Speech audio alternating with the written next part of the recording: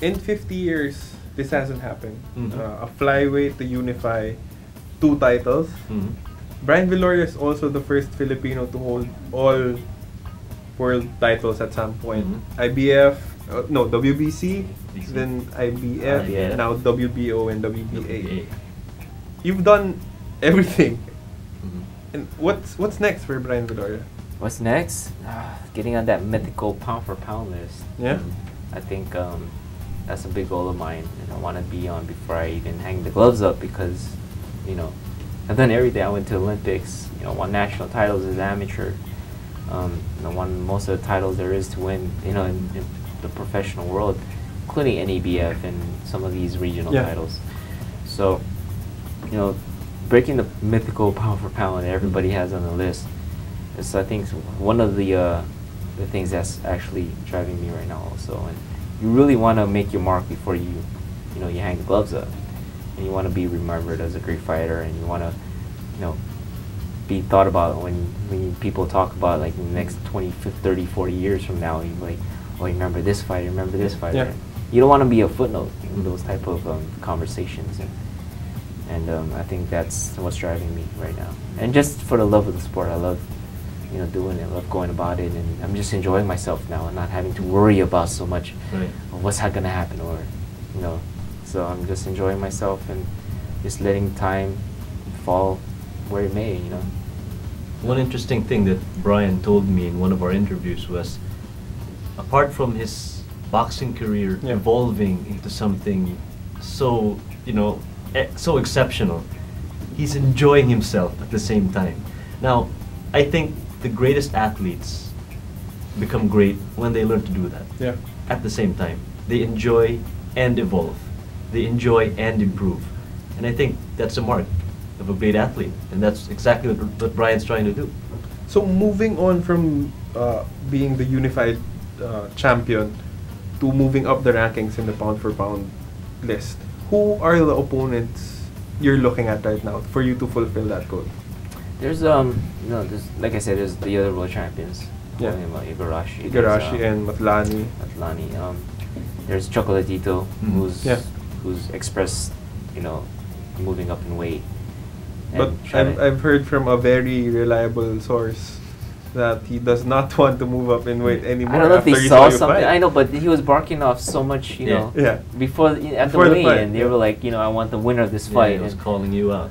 And they were calling me, or Marquez out, and they said, I want the winner of this fight, I want it quick. And now that he probably saw something in that fight that kind of spooked him a little bit, which I thought, and I could see that. Yes, I could see why. And now he was like, what? I think I'm not ready yet to move up in weight, fight a couple more fights at the 1 weight pound division. But I accept I accept the challenge if it ever comes up.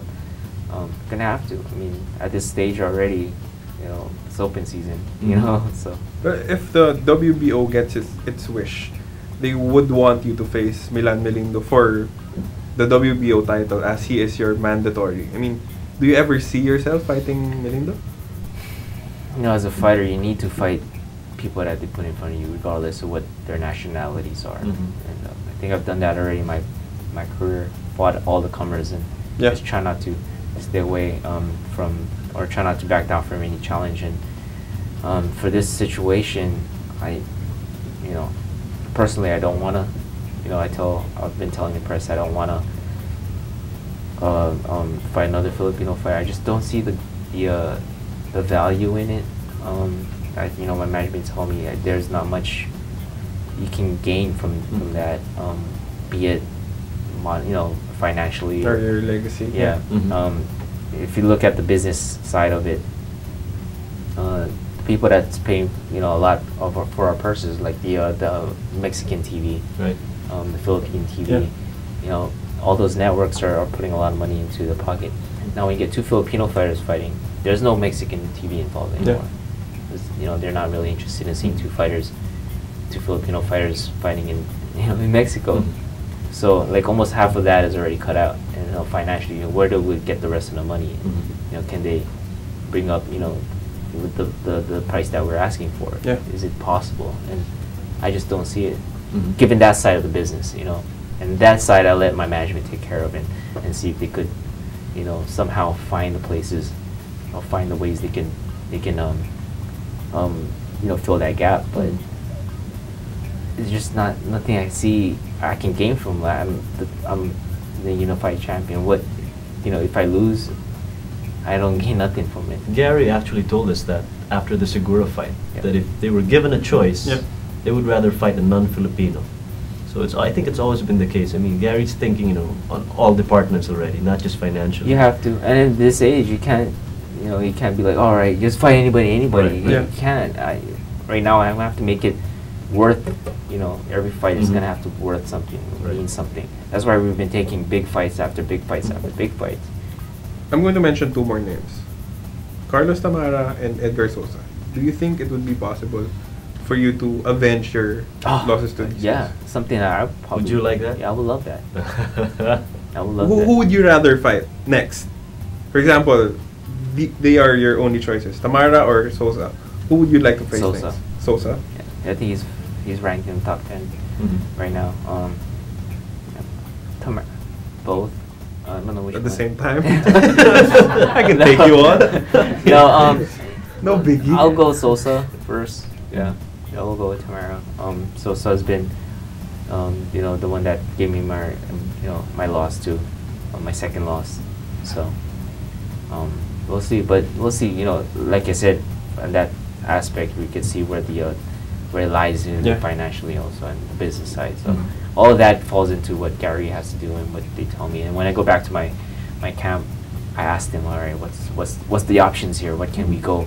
And what do I, to maximize the full potential of each Mhm. fight, not just, You know what? Whoever the opponent was, the only thing I could say is you haven't seen the best of this guy yet. Not by a long shot. Yeah. I feel like I'm getting better. See, when I'm in the training camp and Mhm. when I look at the fight, I'm like, I gotta work on this, or Right. I gotta work on that. I need to work on this a little bit more. So Mhm. when you find yourself doing that, it's kind of scary when people think you've reached a different level already. And for me personally, I'm really critical of myself, and I look at like, man, I should have put these 2 and 2 together, and that would have been sweet. And so when I started looking at that, and then I start trying to analyze myself critically that Yeah. way, I see a lot more improvement, and I can take Mhm. I can take it further than most people think I could do it. And so it's kind of scary when you think about it. You're like, wow, you reached this level now. Now what? Mhm. Like when you think I'm this, my thought process is like I'm right here. Mhm. Yeah. So I got more ways to go. So, I don't think I've seen the full potential what I'm able to do right now.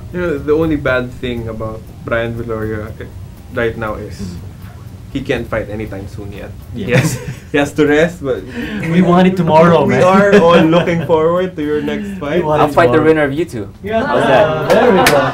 There we Let's go. go. Flyweight versus the overweight.